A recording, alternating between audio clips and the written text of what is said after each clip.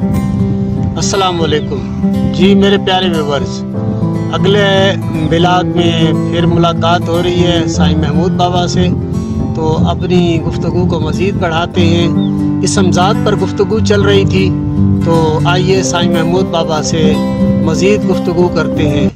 जी हुजूर अस्सलाम वालेकुम। वालेकुम अस्सलाम। आप हुजूर फरमा रहे थे, इसमज़ात का जिक्र फरमा रहे थे पिछली वीडियो के अंदर, तो मैं चाहूँगा कि उस बात को कुछ मज़ीद आगे बढ़ाया जाए। उसके बारे में पहले आपको थोड़ा सा मैं आगाह करता हूँ कि इब्तिदा में वो बता देते हैं कि जब इंसान को स्टार्ट में सबसे पहले तो तौबा इस्तग़फ़ार करनी चाहिए।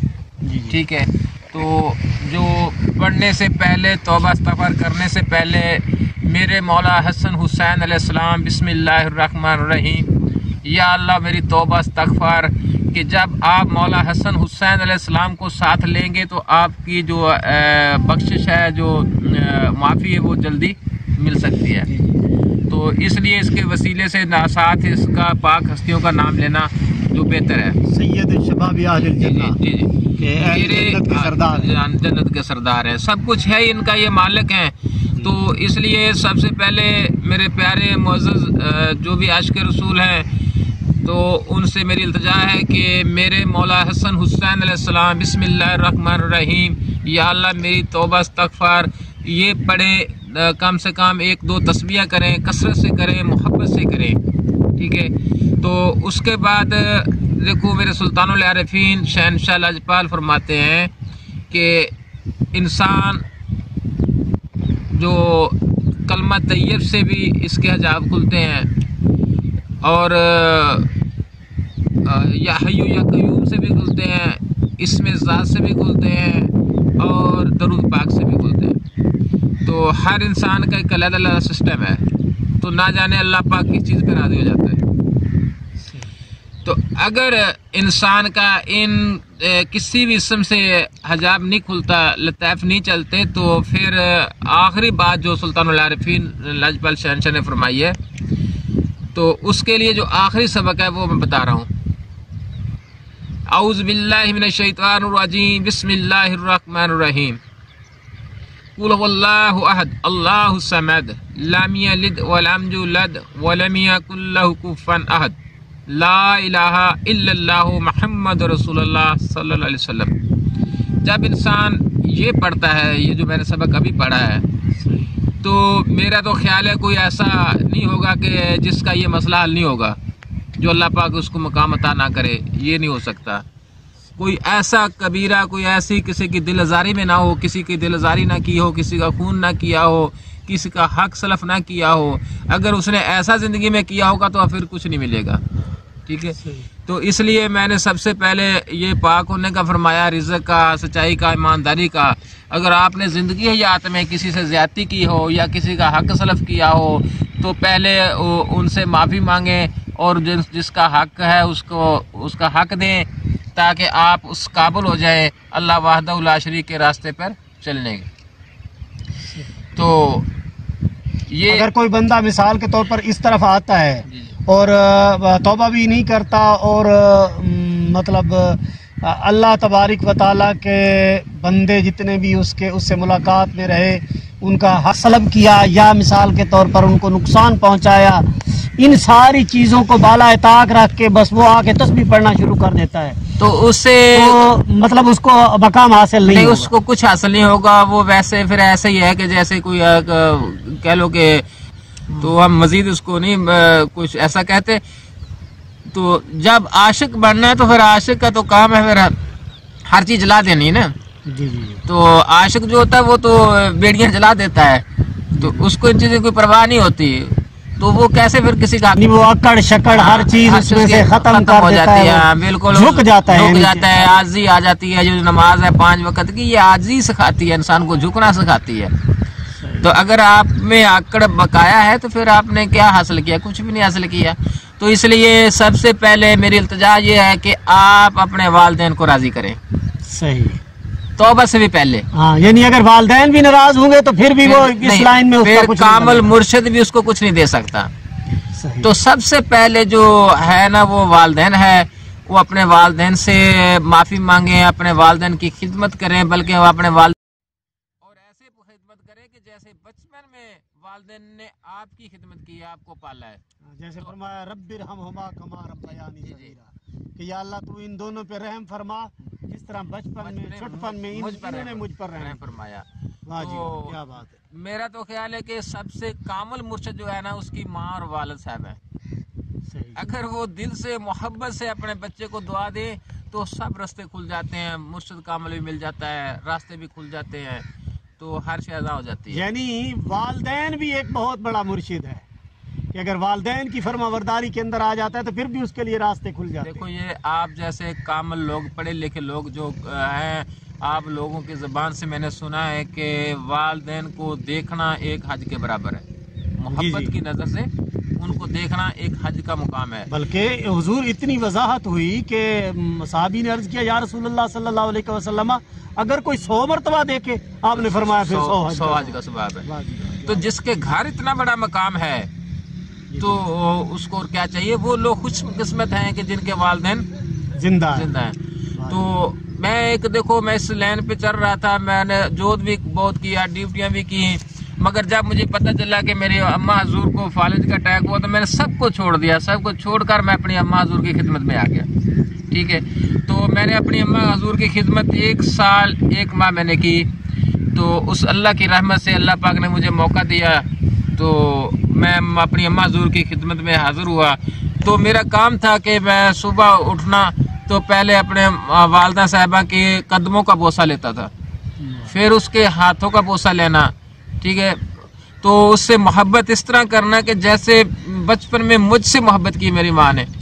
تو میں اپنی ماں سے پھر اتنی محبت کرتا تھا کہ رات کو بھی میں زیادہ سوتا نہیں تھا. تو اگر اماں حضور نے ایک دفعہ بھی اوف کی تو میں نے کہا جی اماں جی. میرے جو الفاظ تھے وہ یہی تھے کہ جی ماں جی، جی ماں جی. اس کے علاوہ دوسرا لفظ ہماری زبان سے نہیں نکلا.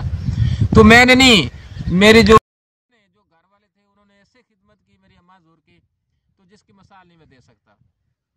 تو اس کا ریزن جو ہے وہ میں اکثر اپنے بھائیوں کو بھی بتاتا تھا، بہن بھائیوں کو، کہ یہ مت سوچے کہ ہم نیک ہیں، ہم نے اپنی ماں کی خدمت کی. نہیں، یہ ہماری اماں حضور اتنی نیکوکار تھی، اللہ کے اتنا قریب تھی، اللہ اس پہ اتنا راضی تھا کہ اللہ نے خود ہی اپنے بندے کی ہم سب سے خدمت کروائی. واہ جی واہ. کیونکہ اللہ پاک فرماتا ہے نا کہ جب میں کسی پہ راضی ہو جاتا ہوں، جب میں کسی پہ راضی ہو جاتا ہوں تو اس کی خدمت خلق دنیا کرنے لگ جاتی ہے. تو ہم تو پھر اولاد تھے. تو اس لیے وہ تمام محلے والے، تمام رشتہ دار، احباب سب ان سے بہت محبت کرتے تھے اور سب کو یہ معلوم تھا کہ اس عورت نے آج دن تک کسی سے لڑائی جھگڑا کوئی ایسی بات، بلکہ ہم کبھی کبھار کوئی بات بھی کرتے تھے نا تو میری اماں حضور فرماتے تھے بیٹا خاموش ہو جو، کسی کے بارے میں بات نہیں کرنی. یعنی غیبت سے منع کرتے تھے. غیبت سے منع کرتے تھے تاکہ کسی کی چگلی نہ ہو جائے، کسی کی غیبت نہ ہو جائے. بیٹا ایسا نہیں کرنا ہے، کسی کی بات نہیں کرنا، بس چھوڑ دو. ٹھیک ہے. تو وہ متقی پرہیزگار تھے اور انہوں نے بہت مقام حاصل کیا کہ ان کے قدموں کے صدقے، ان کی دعاؤں کے صدقے جو ہم آج اس مقام پہ بیٹھے ہیں تو آپ ہمارے ساتھ باتیں کر رہے ہیں. ہم اتنا شرف حاصل ہوا ہے کہ ہم دوسروں کو بھی یہ ہدایت دیتے ہیں. تو اس لیے میں اکثر کہتا ہوں کہ پہلے آپ وہ کام کرو جو کام دوسروں کو بتاتے ہیں. صحیح. دوسرے کو بتانے سے پہلے خود کام کرو گے. اگر خود کام، قرآن میں واضح کہا گیا جی کہ لما تقولون ما لا تفعلون. جی جی. لما تقولون ما لا تفعلون، کہ وہ کہتے کیوں ہو جو کرتے نہیں ہو. تو آج کل تو وتیرہ بن چکا ہے نا جی کہ وہ بڑی بڑی ڈینگیں ماریں گے لوگ، بڑے بڑے خطابات کریں گے، بڑی بڑی گفتگویں کریں گے، لیکن خود ان کا اپنا عمل نہیں ہوتا اس بات کے اوپر. تو بہت مزہ آ رہا ہے. آپ جو ہے نا جی والدین کے بارے میں جو گفتگو فرما رہے ہیں، وہ لوگ خسارے میں رہتے ہیں ہمیشہ. وہ لوگ خسارے میں ہیں جو خود عمل نہیں کرتے، دوسروں کو بتاتے ہیں اور بن ٹھن کے بیٹھ جاتے ہیں، تقریریں بھی کرتے ہیں، تو تعریفیں بھی بہت کرتے ہیں اللہ اور اللہ کے محبوب کی. تو کرنی بھی چاہیے. جی جی کرنی چاہیے، تعریف، لیکن عمل بھی تو ہونا چاہیے نا. اگر آپ کا عمل ہوگا تو وہ تعریف جو ہے آپ کی کارآمد آ جائے گی اور اس کا ثواب بھی ملے گا. اگر آپ ان کے عمل نہیں کرتے، ان کے فرمان کو نہیں مانتے، تو پھر یہ جو جھوٹی تعریف نہ اللہ قبول کرتا ہے نہ اس کا محبوب قبول کرتا ہے. یعنی کہ اگر آپ کا عمل نہیں ہے اور صرف آپ زبان سے گفتگو کرتے ہیں تو اس کا مطلب یہ ہے کہ وہ آپ کا کہنا جھوٹا ہی ہے، وہ آپ کے جھوٹے دعوے اس کے اثرات پیدا نہیں، اس کے اندر اس کی زبان میں وہ فیض نہیں ہوتا، وہ پھر کسی کے دل پہ اثر نہیں کرتا، یعنی جس کو تاثیر کہا جاتا ہے، یعنی زبان کے اندر وہ تاثیر نہیں ہوتی۔ تو اسی لیے ہمارے مسلمانوں میں بہت علم ہے، جی جی، علم تو ویسے بھی بہت زیادہ عام ہو گیا نا جی، اور علم ہونے کے باوجود ہم مسلمان نہیں ہیں، سب سے بڑی بات ہم مسلمان نہیں ہیں، کیونکہ جو اس وقت نظام چل رہا ہے، ظلم بربریت اور انتہا ہو گیا ہے، جھوٹ اور ملاوٹ، غیبت، مقصد کی انتہا ہو گئی ہے، جو کافر بھی نہیں کر سکتا، وہ بھی شاید اپنے مسئلے سے اس چیز سے ڈرتا ہوگا۔ تو جو یہ کلمہ پڑھنے والے اور اتنا صادق امین ہمارا نبی کریم صلی اللہ علیہ وسلم، اتنا سچا نبی، ٹھیک ہے، جس پہ نبی بھی وہ اس چیز کی خواہش رکھتے تھے کہ کاش ہم بھی آخر یہ ہمیں بچنا ہے، اس ہر چیز سے بچنا ہے۔ اگر ہم نے اچھا مسلمان بننا ہے تو اس ہر چیز سے بچنا ہے۔ کاش ہم اچھے مسلمان ہو جائیں تو ہمارے ملک میں یہ جھوٹ ختم ہو جائے گا، ملاوٹ ختم ہو جائے گی، کفر ختم ہو جائے گا، ہر چیز ختم ہو جائے گی۔ تو جب تک ہم یہ نہیں چھوڑتے تو ہم کسی اور کو کیا دعوت دیں گے کہ آپ آئیں ہمارے اسلام میں، ہمارے دین میں؟ وہ کیسے آئیں گے؟ والدین کی گفتگو چل رہی ہے حضور والا، اور میں بڑے ذوق میں بیٹھا تھا، میرے ویورز بھی اس ذوق میں لگے ہوئے ہیں، تو میں چاہوں گا مزید والدین کی دیکھو نا، والدین کی میں ایسے پیار کرو، ایسے محبت کرو کہ جیسے میرے رب کریم بھی فرماتا ہے کہ وہ مولا ہے جس نے تجھے ایک حرف پڑھایا، جس نے تجھے ایک حرف پڑھایا وہ بھی تمہارا مولا ہے۔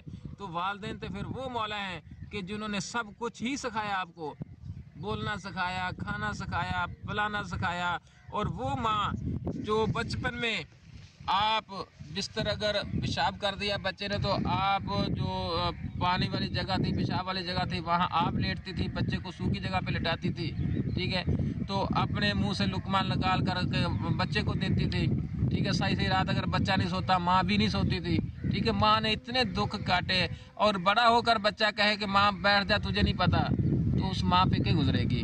کیا وہ بچہ ترقی کر پائے گا؟ کیا وہ بچہ اللہ کے قریب ہو سکتا ہے؟ نہیں ہو سکتا۔ تو اس لیے خدارا آج کل جو معاشرہ ہے، وہ جو میں دیکھتا ہوں جن کے پاس تعلیم بہت زیادہ آ گئی ہے، تو وہ ماں باپ کی بات نہیں مانتا، ٹھیک ہے۔ ماں باپ، میں ایسے ماں باپ دیکھے، والدین دیکھیں کہ جو روتے ہیں، تو اس لیے ہمیں درد ہوتا ہے، تکلیف ہوتی ہے کہ یار خدارا کل کو آپ کی اولاد ہوگی تو آپ کے ساتھ کیا ہوگا، ٹھیک ہے۔ اس لیے اپنے ماں باپ، اپنے والدین پر رحم کریں تو اللہ پاک آپ پر رحم فرمائے گا۔ تو یہ ایک بچی نے، میں بچی کو کہا کہ بیٹا آپ کیوں، آپ نے اتنی تعلیم بھی حاصل کی ہے تو پھر آپ بے ادبی؟ تو وہ کہنے لگی بابا جی اس کا تعلیم کا کیا معاملہ اس میں؟ اس نے پھر بے ادبی کی۔ بیٹا تعلیم، میں نے تو سنا تھا تعلیم جو آئے گی تو شعور لے کے آئے گی، شعور پیدا ہوگا، تو اس کا مقصد کہ تعلیم کے ساتھ شعور کا کوئی تعلق نہیں، تو پھر آپ نے شعور تو ختم کر دیا۔ پھر انگریز کی تعلیم حاصل کی، انگریز میں بھی اتنا نہیں ہے بے شعوری، تو اس میں بھی نہیں ہے، وہ بھی شعور والے ہیں، انگریز بھی شعور والے بھی ہیں، ان کے اندر درد بھی ہے، اور وہاں انصاف بھی ملتا ہے، ٹھیک ہے۔ اگر جانور بھی مر جائے تو اس کا بھی وہ کیس چلتا ہے۔ تو ہمارے ہاں کیا ہے؟ ہمارے ہاں جو والدین جس نے آپ کو پرورش کی، آپ کو پالا پوسا، انہی والدین کے ساتھ زیادتی کی جاتی ہے۔ جی میرے پیارے ویورز، سائیں محمود بابا سے ہماری گفتگو جاری ہے، اور مجھے بہت ذوق ملا اس ویڈیو کے اندر کہ انہوں نے جو گفتگو والدین کے بارے میں فرمائی، بہت ہی مزہ آیا، بڑی پیاری گفتگو تھی۔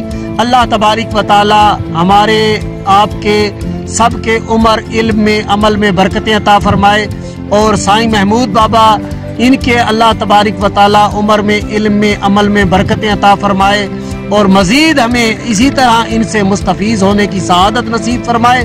انشاءاللہ ملتے ہیں اگلے ولاگ کے اندر۔ السلام علیکم۔